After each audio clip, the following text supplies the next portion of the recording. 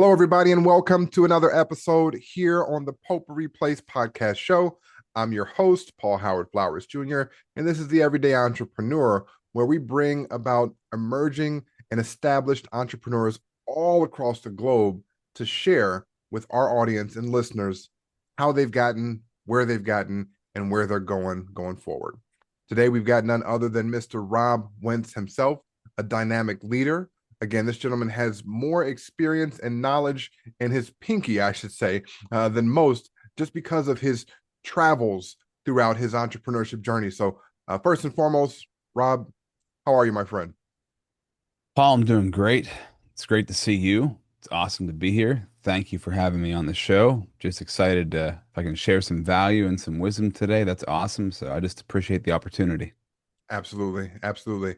And I'm kind of excited because I get to see this background you have. And for our Audible listeners here, this is a video podcast as well. So please hop on over to the YouTube so you can see he's got this really cool on the air sign in the background. And that might have something to do with a little history in radio, as I'm sure we'll uncover.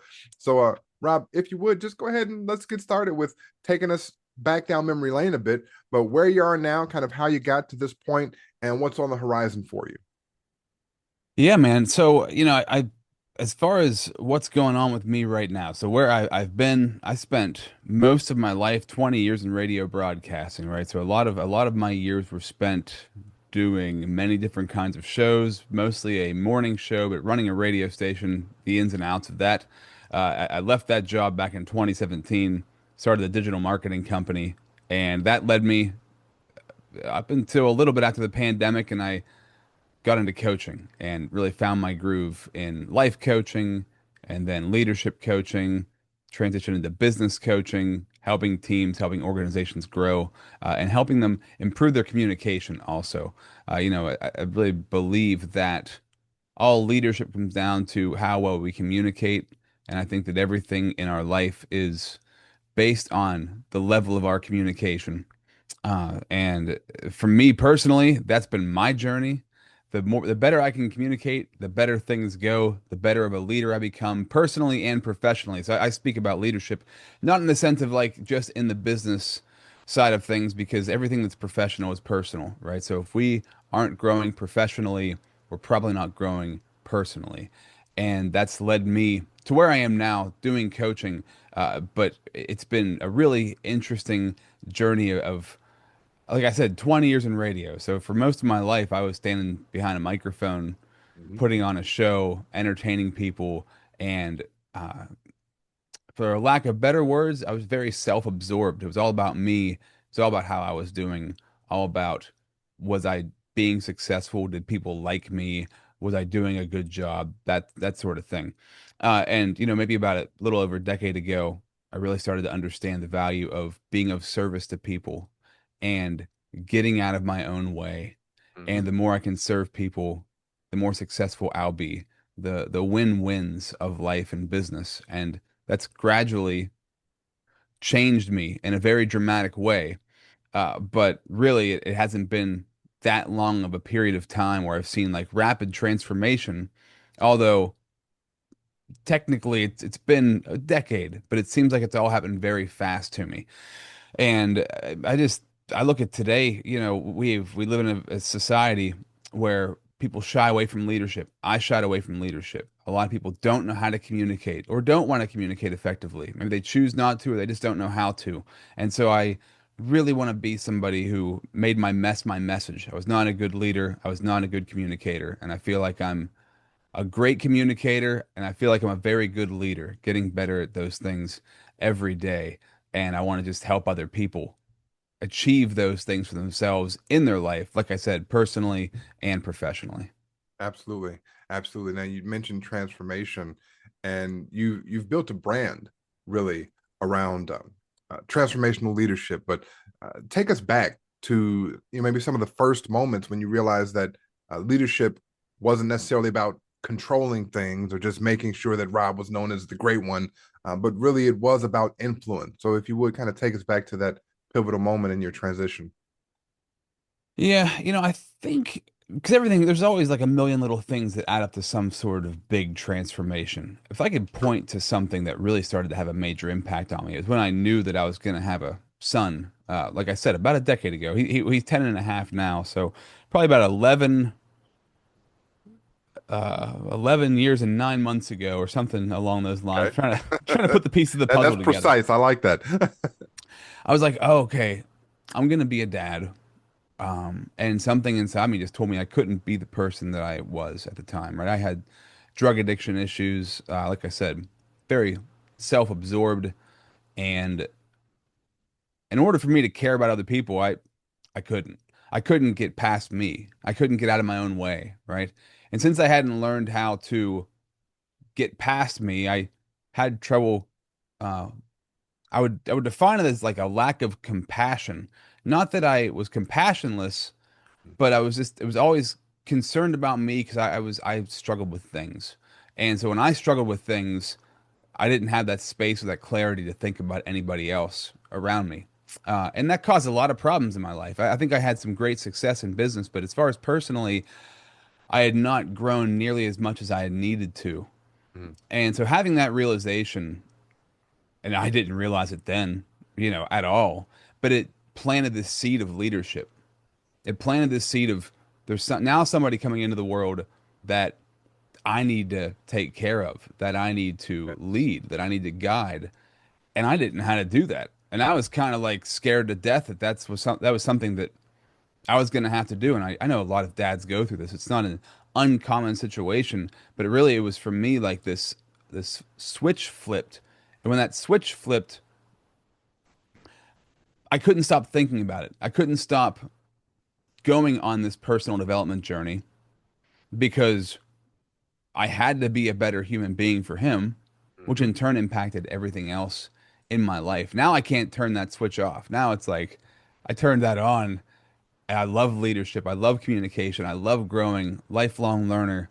I didn't read books 10 years ago. Like I thought that sounded like a horrible thing to do, read a book. Right Crazy. now, now I've got a wall of books behind me. So it's really cool, man. That would say that was my beginning. That was the beginning of my leadership journey. And that was, yeah, probably about 10 and a half years ago, or maybe about 11 years ago, that really was the key. I can remember I listened to Tony Robbins. I was listening to Tony Robbins. He was one of the first guys that I came across when I started on this journey. And he said, Absolutely. you have to be of service. To be successful in business, you have to be of service to other people. And I was dumbfounded. I'm like, why would I have to serve other people to have a successful business? That's how I point to that because that is how far off my mentality was. I didn't understand that concept. He said that it sounded like a different language. Like, why would I need to serve Entirely. people to make money? And so that is how far off I was 10 and a half, 11 years ago to where I've come now. Well, you know what? I appreciate the vulnerability dealing with things like drug issues. And the time of the recording for our listeners out there, this is the month of May, and 5/5/2025 is the date. Oh, I just realized that Cinco de Mayo, Yeah. and May is also Mental Health Awareness Month. So we know that those types of substances and things can have an impact on us. And you were actually able to not just get past it in a little way, right? You're huge at this point. You had a really successful career, transitioning into radio. If you would, and again, if you remember, and as much as you'd like to share, and in terms of being vulnerable, share with listeners what it was like to kind of break free from the old stuff that you Uh, used to do, and so much of being able to lay that foundation for the new you we see today. yeah, there was a lot of struggle involved. A lot of struggle, and all of it good. All of it's been used for my advantage and for other people's advantage now. But there's a lot of suffering, and during that process, I found God during that process. Right, I became a Christian, and I really put a lot of my energy there, which brought a lot of really good people into my life and started to really transform who I was as a person and what I believed in. And what I noticed was I used to suffer without God, and that was hard. So I think we all have to go through life, and there's suffering involved. I Mm-hmm. think every time we grow, anytime we get to a new level. There's a level of suffering, a level of pruning, of trimming things off of us to take us to a new level in life.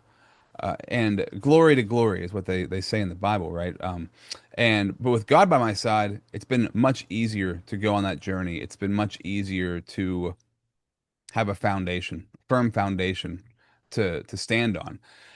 But going through that, you know, if I had to, let's see, 10 years ago, 11 years ago, this journey started, and it was probably, I left my radio job in 2017, and especially at that point, I did not realize this then either. But anybody who started their own business knows if the business is going to be successful, it only can be as successful as you are as a person. The Mm, business can only grow as much as you can grow as a human being. And I think sometimes people do have major success in business without growing personally, and things fall apart from that place, right? It's very hard to not grow personally and have professional growth and have it match, have it be sustainable, have it be something that is fulfilling. And that's something for me, I never felt fulfilled. I mm, never felt worthy. I had low self-esteem, low self-confidence. And I think over the years, I found this mentor. He's probably been my mentor now for about 6 years. His name's Ray Overdorf. Ray's in his late 80s. He has been a business coach as long as I've been alive. Just an incredible, incredible guy. And he is all about integrity and being integrous. And okay. I never thought about integrity. I mean, if you have drug addiction issues, you're probably not thinking about integrity. You're thinking about getting drugs, right? So it's like this switch as things started to change was like, okay, why do I kind of hate myself? Why Mm, do I not want responsibility? Why do I avoid all these things that it seems like he's so founded on and based on? It was because I was constantly lying to myself. It's because I constantly had a voice in my head that was telling me what I needed to do, and I was constantly ignoring that voice. mm, I was always breaking promises to myself. I remember he explained it to me one time. He said, you know, if you had a friend who constantly lied to you and constantly broke promises to you, would oh, you be that person's friend? And I'd be like, well, no, I no. would get away from them. He said, well, that's what you're doing to yourself. But you can't get away from yourself. You're stuck with you. So if you're always breaking your own promises and lying to yourself, and you just end up hating yourself because it's like a roommate that you can't move out from and you're stuck there. And so that made sense.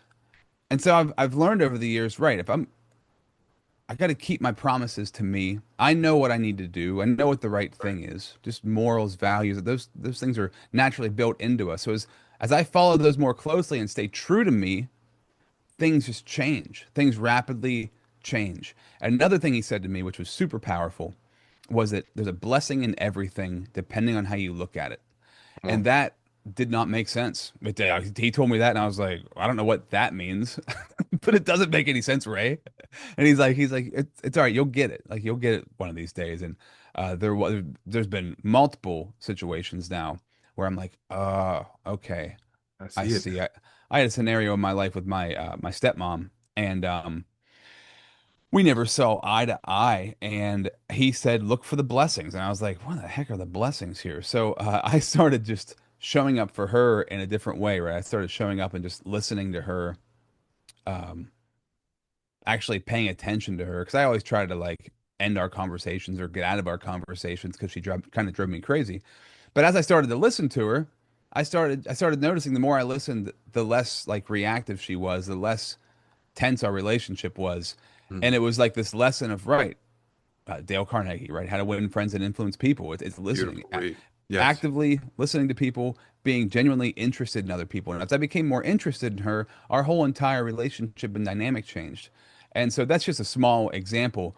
And I forget what your question was, to be honest with you. But but there's been so many different things that have changed my life. But I would say the two biggest things were looking for blessings in situations where it seems like there's nothing good coming out of this. And along that path, you know, and looking for blessings is such an important part of the journey. It's such an important part of the path. I don't know how we can look at our life if you look at your life so negatively when bad things happen, then what's the point of bad things happening? When you look at your life and the idea of, wow, everything is a blessing. If I look at it that way and I use it correctly, it'll change the way that it'll change the way that you move all throughout the day, personally Absolutely. and professionally. And I think you absolutely did answer the question. It was again just regarding this being Mental Health Awareness Month and breaking free from addiction and that kind of establishing who you are today. And when you talk about the outlook, basically, at how we can look at things, we can shift our perspective, aka our paradigm, and view things in a different way. And I've heard it several times, and I'll probably bastardize the saying now. But when you change the way you look at things, the way you look at things changes. Yeah. Something to that effect. And you've done that, you've made those changes, and now it seems like you're seeing things clearly, right? So I'd like to know, of course, with that history in radio and that transition into the entrepreneurship space now, how did that journey, being able to sit on one side of the microphone and investigate and listen and learn, right, with storytelling and all that, how did that time in radio and your approach to listening and storytelling, connecting with people, how did radio shape your ability to really be with people on a deeper level? Yeah, great question. I didn't know what I was doing when I was in radio. I didn't my mom said when I was 15 years old, she said, "What do you want to do with your life?" And I said, "I want to be a radio DJ and I want to be a professional wrestler." And she Okay. she was like, "Okay, you're like 5'9". I don't know if the pro wrestler thing's gonna work, but she helped me get a job in radio when I was 15. I'd been doing a pretend radio show in my bedroom since I was 10. I don't know why I loved Okay. radio so much. I know that like if I was 15 now, I'd be doing YouTube and podcasts, right? Because that Yeah. wasn't a thing Yeah. back in 1996 or whatever year that was. And for me, what I learned along the journey, and I didn't figure any of this out until a few years ago. Like as I started getting trained in coaching, I started to figure out, like I was in radio for all those years because I didn't know how to communicate. I didn't know how to talk to people. I had it's like I had a version of me inside of me that I didn't know how to get out. And so inadvertently I just went into radio because I could be somebody else. I could like put on a character or like I wasn't judged for being me, you Right. know? In day-to-day life, I felt like I wasn't allowed to be me. Go on the radio, I felt like I was allowed to be this like character of myself or whatever you'd want to say.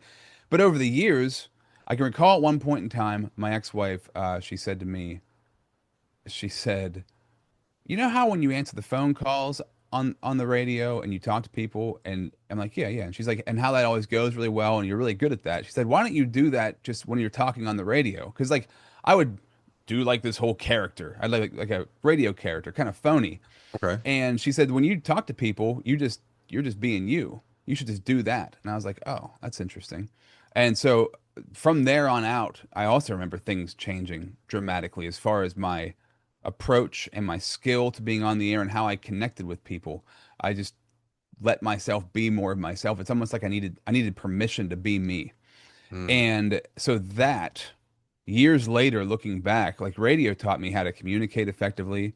It taught me how to, command a room or lead a room, even though nobody was there. It was just me in the room, just talking to people. But I learned so much from that. But I learned how important communication is and how often, because the entire time I was in radio, I was communicating for me to feel gratified, to feel okay. Okay. Now I communicate to hear other people and to serve them and to make sure I can help them in some sort of way. But I'm still doing the same thing I was doing on the radio back then because the thing I would always hear was that I was very relatable and I wasn't trying to be. I think it was just kind of who I was. Right. And I just use that now and turn it around so that I can connect with people because there's so many people out there, and I'm sure that you know this, Paul. There's so many people who feel like nobody hears them. There's so many people out there who feel misunderstood. There's so many people out there who don't even understand themselves. So 100%. helping them, teaching them, guiding them to come out of their shell, like by asking great questions, by listening, is such a powerful tool that we can misuse to manipulate people. And I've had that done to me. When we use it properly to help people come to their own conclusions, people find massive, massive breakthrough in their life. They get unstuck. That's why I started my platform, the podcast, the Unstuck Movement. I've gotten unstuck from so many different things. I'm sure you have also. I'm sure you've been stuck and you found breakthrough. Absolutely. Once we find breakthrough, the only reason I can see why we would go through anything difficult is to make the mess the message, right? So I took a thing that was a mess. I've gotten through it. Why shouldn't I use it as a message to help other people, to help impact their lives? And so when I can go into a business or an organization and I can help them teach each other how to communicate better and Hmm. become better leaders, now they're growing. Now they're finding breakthrough and they're going to help other people to do that also. And it's cool to look back 2020 hindsight on all those years of broadcasting because they all were for something. I'm using all of those years today for something good that I never could have envisioned back then. And that's something I love to leave people with is you might be going through something really, really hard right now, or you might not know why you're in a certain place right now. And it might seem totally pointless and worthless that you're there. But when you look back, there's going to be something major that you learn from that you're Absolutely. going to use to help other people. Look for those things in your past. And also, when you're going through something hard right now, try to remember this is going to be something you're going to use in the future. There's value in what you're going through, and use that to your advantage because that's going to help you get through those really hard times. Excellent. Excellent stuff, man. There's so many things that just want to unpack there. And you said you're going to leave the audience with that, but he's not leaving us yet, ladies and gentlemen. But we're going to hang on to him for a little bit longer here, if that's okay.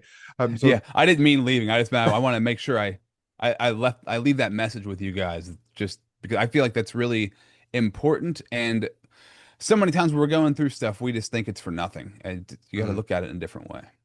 So let's talk about that. The unstuck movement, and I'm going to kind of parallel this with a pivotal point in your life. You'd mentioned that your ex-wife had provided that bit of insight to you.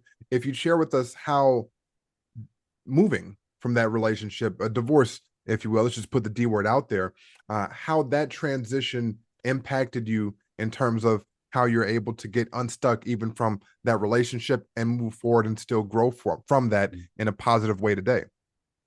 Yeah, that was like a 3 year journey of my life that was it was really, really hard. Really, p- people say, the two hardest things you go through, divorce and losing a child, right? Those are I've heard somebody said that. I don't know who said it. But praise God, I've never lost a child. But divorce is really hard. It's really, especially we have a kid together. He's 10 now. I've talked about him multiple times. His name's Max. And I have an 8 month old now, almost 9 month old Alex with my new wife. But during that process, we were separated for a couple of years and then went through a divorce process. And it broke me as far as I was lost. That's when I really had to lean on God and I had to lean on my faith Mm. that there was something more coming through all of this. Something great was going to come out of this, and God was going to restore all of the things that were broken through this process. And if I had to say there's a blessing in the whole thing, it was I learned you can't change people. And this goes on both ends, but I couldn't change my ex-wife. She couldn't change me. Right. Fascinating, though. I can recall many years ago her telling me I needed to change, and I said I couldn't change. I said to her, I can't change. I have to deal with me. You also have to deal with me. Because that was my mindset, like that I was not able to change. I didn't know how to. I didn't know that was possible that people could actually change. Yeah. And as I and I was determined. I was determined. It's really interesting, man. I was really determined. I was really determined to change because I knew I had to. I knew that's what she wanted. So I started to change over the years. Things started to evolve and I started to grow, but I didn't change the way she expected me to. I Mm. didn't. It's really funny. Like when you want somebody to change and they start changing, you might not like how they're changing because you have an idea in your head of like, well, it's going to be like this. Right. And it's not like Right. that. It's however it is how it is. So things started to grow and change, and that eventually it ended the relationship. I'm not going to go into all the details. There's a lot of details there, a lot of pain. But coming out of that, one of the major things that happened from it it brought me and my families back together. I had been estranged Okay. from my parents were divorced. I have two families. It brought me and those two families closer than we had ever been. It gave me a period of my life where I was just single for a pretty long stretch there and choosing to not date or anything. I was just healing me. I needed to heal. I needed to grow. I needed to be with my son. And God was working on me that entire time. And during that process, one of the biggest things that I noticed was I learned how to be okay just with myself. And I Mm, don't think I was ever okay just being with myself. And so many people struggle with this. So yes. many people struggle, always looking for approval from others, not being able to lean on themselves for confidence, to be assured, to be built up. My love language is affirmations, Okay. praise. People tell me how great I'm doing. I really do well when there's somebody in my life telling me how great I'm doing. And I didn't have that. And so I had to learn how to be that advocate for myself. And that was so helpful. And I'd say of all of the blessings, I could name so many of them coming through that. My second wife now, I mean, just an absolute, it's just my life turned around in an incredible way. I could never have even dreamed how well it turned around. But I'd say the biggest thing through that was learning how to be okay by myself and standing on my own 2 feet and going on a journey that went from a digital marketing company that I was running into starting this coaching business. The woman that I met for who trained me in coaching, she actually helped me through the divorce while she was training me. It's like she was using the divorce and the journey I was going through to train me in being a coach, which was just magical in the timing of how it all worked out and Yeah, the breakthroughs that I exactly. had from that. That, timing is everything. And again, you deliver so much in those couple of moments of sharing that it's tough for me to figure out which angle to take on. So we've got your training and your coach, and you'd mentioned before the service to others. You'd mentioned before how you also found your faith in service through others. And again, for our Audible only listeners, please slide over to YouTube so you can see he's got this big pendant, it looks like, in the background. It says leadership and technology on one side of them, and then on the other side there's a cross, and that tends to intersect one another when it comes to leadership, faith, and service to other people. So I'm curious to know, Rob, from your perspective, in terms of leadership, as we know, again, it takes service to actually actively lead people effectively. So for you, what are one of those leadership principles that that you teach now, but you actually got wrong yourself? To go back, is to be of service to people. I mean, that's the biggest thing. I use a model called the Vitals system that I created that helped me. VITALS. So Okay. these are like the vitals of leadership. The V is for the vision. So I never had a vision for my life. I didn't know how to have a vision. So that's one of the biggest things I didn't understand. I was kind of just like letting life happen to me instead of me happening to life, causing my life to go in a certain Mm, direction. So that was one. I is the impact. Uh, I think we all should desire to make an impact in people's lives. And I love to think of it this way. You think of somebody's name, you think of somebody's name, and something pops up with that name. Something pops up that is a piece of the puzzle. So I think of I'll just throw out like a name like John Maxwell, right? Automatically, I think of leadership. absolutely. And so everybody, we really should strive to want to have impact in people's lives to where our name is synonymous with something positive. That just makes sense to me. The T Absolutely. is for technology, right? We all have to use technology. So many times we let technology use us. It rules our lives. It controls us. But we should really flip that around. How can we use technology to our advantage? Right now, what are we doing on this podcast? We're on Zoom. We're Absolutely. using all this technology for our advantage and for other people's advantage. The A is for action. So You have to take action. I mean, it's the most important component of leadership. The most important component of anything that you're going to do well in life is you're going to take action on that thing to actually execute. So many people talk about it, not many people actually do it and follow through with it. The L is for leadership and the S is for service. I think vision and service are the two most important pieces of the puzzle. Without a vision, you can go chopping through the woods in the wrong direction for 100 years and go the wrong way. And I don't ever want to, again, go the wrong way unknowingly. So having a vision for what I'm doing, and how do you know you're going the right way? Well, if you're being of service to people, your path will present itself. I believe like as you serve people, you'll find your gifts. I had a conversation with a guy, short story, but I had a conversation with a guy on my podcast a while ago, and he was going to commit suicide. It was Thanksgiving night, and he was in his apartment, and he decided he was going to end his life. And somehow, a local church called, or I forget the story how it went, but like a church called and said, "Hey, we're doing this Thanksgiving dinner. We need volunteers. And we're short people. Would you come down and volunteer?" And he's like, "All right, I'll wait to end my life until after I go help volunteer." So he goes down to this church, and he's just like welcoming people in the door, getting in their seat, getting them their food, and just making small talk. And as the night came to a close, he realized how like he forgot all about him wanting to kill himself. Mm, He was in such a good mood. He felt so fulfilled, mm, and he actually found some of his gifts, his gifts of connecting to people, of listening to people, of the compassion he had for people. And it changed his whole life around. He didn't kill himself that night, and he's still alive today to tell the story because he went out and was of service to people. And when you're serving people, you don't have time to worry about you, right? So that's why the best leaders are servant leaders. They're not worried about themselves. They're not hyper they're not hyper focused on themselves. It's okay to be concerned about yourself, but to hyper focus on you is it's toxic. It's a toxic trait.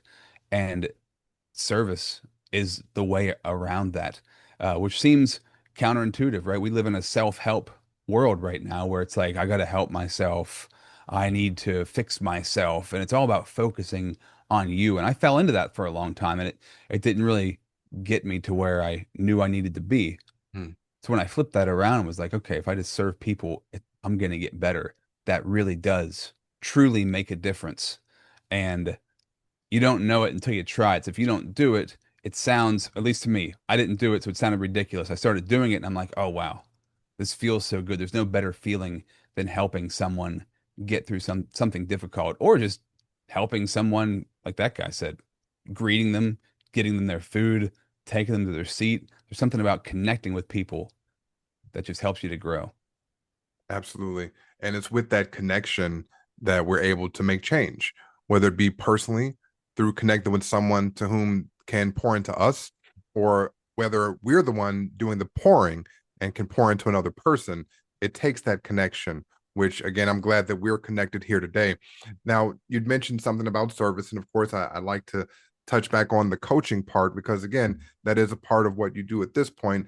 And correct me if I'm wrong, it seems like it might have been a calling, so to speak, Yeah. to put you and your stories and your history as well as your experience, again, a wall of books behind you and that expertise. You're now able to take that and put that into other people, therefore pouring into them, helping them to transform.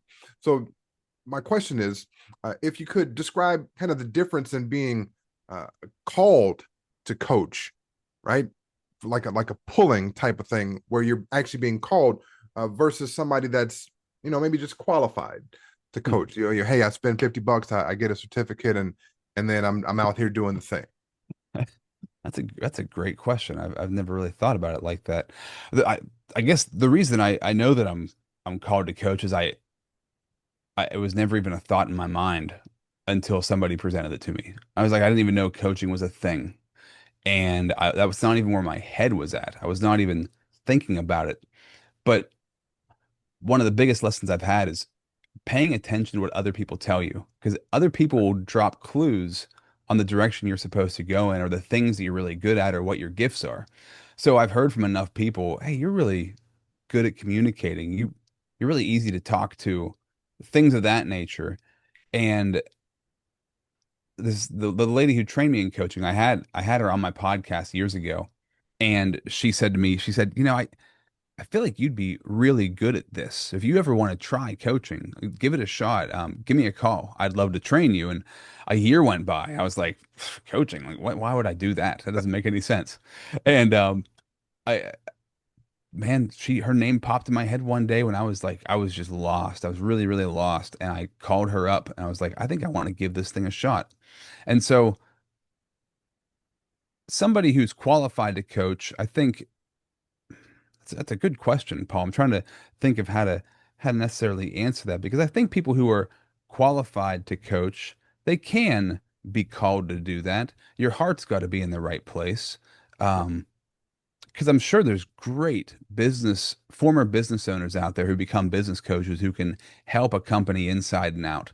I Yep. think the place that I find a unique strength is that I connect with people. I listen really well and I genuinely want to help people. So when I see a business, I don't just see like a bunch of numbers and revenue goals. I see like there's people in that business who need to grow, who need to find breakthrough. And the reason they're not performing well at their job is because they're not performing well in their personal life. The reason they're not performing well in their personal life is because they probably have these limiting beliefs. People haven't encouraged them. People don't haven't believed in them. They don't believe in themselves. And when you can turn those people around, they don't have to get fired. They might actually excel in that position that they're at, but they haven't excelled because of their past experiences, because the way they treat themselves. So it's Right. it's counterintuitive in some sort of way, um, being a business coach, and I look at the individuals because a company is made up of people, Bunch of and individuals. those people all have their own individual stories. If I can help those people grow and I can build relationship with them so they trust me, to build a connection with them, to make an impact in their life so that they have a better life, they're going to become a better employee. And I guess that's where my calling comes from. But I know coaches who I don't know if they're called or not. I know they're more on the technical side of things and they do really well. But I do know for sure that I have a unique approach that's centered around number one, getting people to be accountable to themselves.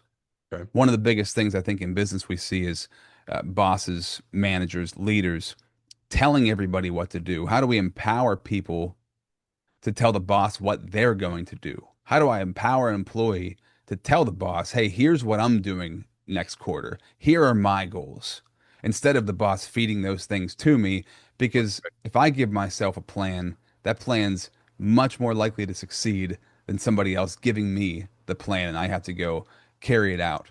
Um, I don't know if I answered your question or not. That's a really good question. I'm going to continue to think about that. That was great. And again, that's the whole goal here is to give a little something and any response again that's thoughtful, which has been every response that you've provided thus far, Rob, is the right response.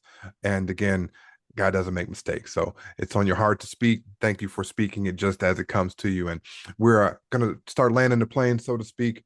We are getting to the top of the hour, and there are a few things that are pointed questions that I'd definitely like to ask, as well as give you time to let the audience know where to find you.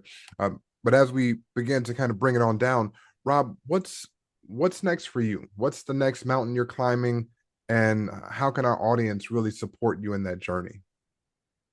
Yeah, the next thing in line for me, I'm just continuing to grow the coaching business. I just landed my biggest client last week. So I feel like in that regard, I'm just getting started. Thank you, sir. I feel like I'm just getting started. It's fun, it's exciting, and it's all still very new to me. So it's just wonderful to be doing it and to find that calling. But on the other end, there's the Unstuck movement, right? So that's my podcast, my movement, my platform. And I just want to help people find breakthrough. I want to help people find breakthrough and have a real testimony of that breakthrough in their life. And if you're somebody who has that story of breakthrough, you're somebody who has gone through very difficult things and you've made that mess the message and you want to share that message with the world, I'd love to have a conversation with you. And I'd love to encourage people like, no matter what you're going through, you've got to turn that thing around. You've got to get unstuck. You've why I love the expression if you're going through hell, why would you stay there? Keep going through it. You're going to find the breakthrough if you keep pushing, you keep moving. Perseverance plus patience. Those two things together will get you everywhere you want to go in life. And so yeah, I would love people to check out my podcast. It's on all social media platforms, all podcasting platforms, The Unstuck Movement, True Testimonies of Breakthrough. Check out those stories. And if you have a story you'd want to have to feature on there, I would love to have you on. I'd love to tell your story because we need the reason I started the podcast was I needed, and I know other people need examples. They need a model of like it's possible for me to get out of this really difficult position because here are stories of other people who have found their way through. And I would just encourage people to check that platform out. Excellent. Well, Rob, I've got a pretty canned question that I love to ask, and it seems like you literally queued it up with, again, how your name is displayed here in Zoom. So, Rob, I love the fact that typically you don't necessarily have people that share their middle name. It's not usually plastered up on the social media platforms, things of that nature. But I like to ask that question so that the audience can get to know a little bit more about our guests that they don't typically share. So, Rob, if you would, what's your middle name? Well, here's a bit of a swerve, Paul. My middle name is Paul. So, Okay. how ironic is that? Yeah, Just a bit. Because I'm my looking middle at a name Z is here, and but okay, so tell me the story. when I was in radio, the last letter of my last name is Z. Wentz ends in a Z. And we had this boss who wanted to have a radio station, and the DJs would be called the Alphabet Posse. So every name would have a alphabetical letter at the end. It's a really corny, bad idea. But in that, he gave me Rob Z. And the Uh, name stuck. And that was my radio name. So the name just stuck. And at least I'm from central Pennsylvania. I'm well known in my area and the other areas that I broadcasted in for my radio career. And so I kept it because I'm like, that's recognizable. People know me from that. I don't want to lose the Z, but I want to bring my last name into it. So it's Rob Z. Wentz here, but actually my middle name's Paul. So we got that in common, Paul. I love it. I love it. And So that's my Rob my Z. grandfather's name. My grandfather's name was Paul. Okay, that was the next question is where did it actually come from? So Rob Z is actually Rob P. That P stands for Paul. Hey there, which was grandfather's first name. Is that right? Yeah. And Rob P doesn't sound as cool as Rob Z. So This is true. This is true. We like Rob Z. All right, so tell us, Rob, how can and it looks like again when I said you queued it up, the audible listeners aren't looking at what I'm looking at, but I'm seeing a website here right after your name. What's the best way for our listeners to actually support you, find you, locate you, sign up with you, all of the above? yeah, for all my leadership coaching and communication coaching, go to the website leadimpacttransform.com. I would say just go there. You can fill out a discovery call form, set up a call with me. You can see all of the things that I do and why I do what I do and how I do what I do there. But yeah, check out leadimpacttransform.com. And if you want to find me on social media, just look up Rob Z. Wentz. You'll find me. Excellent. I appreciate that, Rob. And last but not least, I want to just turn it over to you this last minute. I want to be yours. Just speak to the audience, Rob, whatever's on your heart, whatever message you want to provide to them. Turn it over to you for this next minute to just talk to our listeners. Hmm. Thank you for that.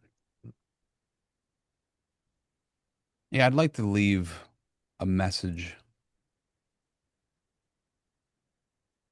of freedom.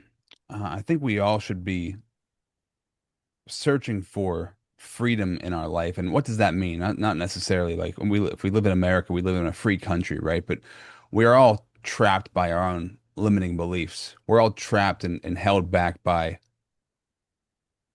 things in our mind where we tell ourselves that we can't do certain things. And you may have something in your life that you know you're supposed to do. You've known you were supposed to do it since you were a kid, and you haven't done it.